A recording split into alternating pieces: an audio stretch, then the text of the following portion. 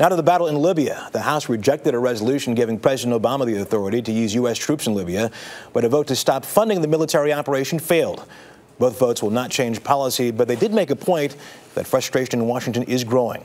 After almost 100 days of NATO airstrikes, Libyan leader Muammar Gaddafi is still in power. For some perspective on the battle in Libya, let's turn to former NATO Supreme Commander, retired General Wesley Clark. He's in Little Rock, Arkansas this morning. General, good morning to you. Morning, Russ. 100 days ago, many people in this country, including the President of the United States, said that Muammar Gaddafi must go. He's still there. What happened? Well, I think, first of all, there was a misunderstanding about how vulnerable he was. Gaddafi's tough, he's charismatic, he's ruthless, he's experienced, he's smart.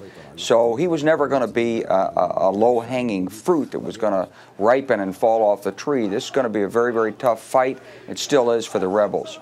In your mind, what needs to be done to remove Gaddafi from power? Well, I think that there is a slow momentum against Gaddafi. The rebels are making some headway on the ground. I think a lot more needs to be done in the diplomatic area. Their government needs to come together. The pressure on neighboring states not to support, fund, or resupply Gaddafi has to be intensified. I think NATO needs to come together diplomatically. Perhaps another United Nations Security Council resolution. Certainly some more measures of support from the Arab League would be useful. All of these diplomatic efforts put pressure on Gaddafi and can help convince him that there's no way out for him.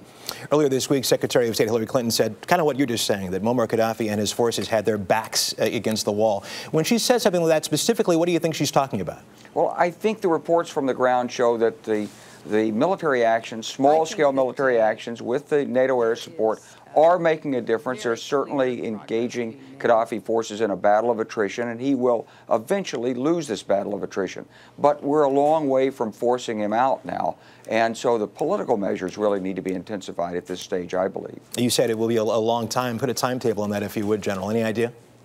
Well, I wouldn't want to put a timetable on it, but I would tell you this, that NATO is not going to lose this, and the United States is not going to allow NATO to lose it. Whatever that means in terms of specific actions will have to be revealed as the days go by. The United States does not want to take a leading role in this militarily, but the President, as well as the leaders of France and Britain, have called for Gaddafi to be out of power.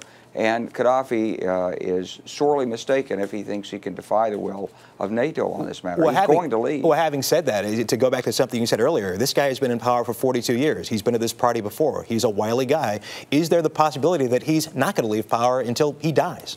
Well, there's a possibility he's not going to leave power until he's pulled out of a hole in the ground somewhere.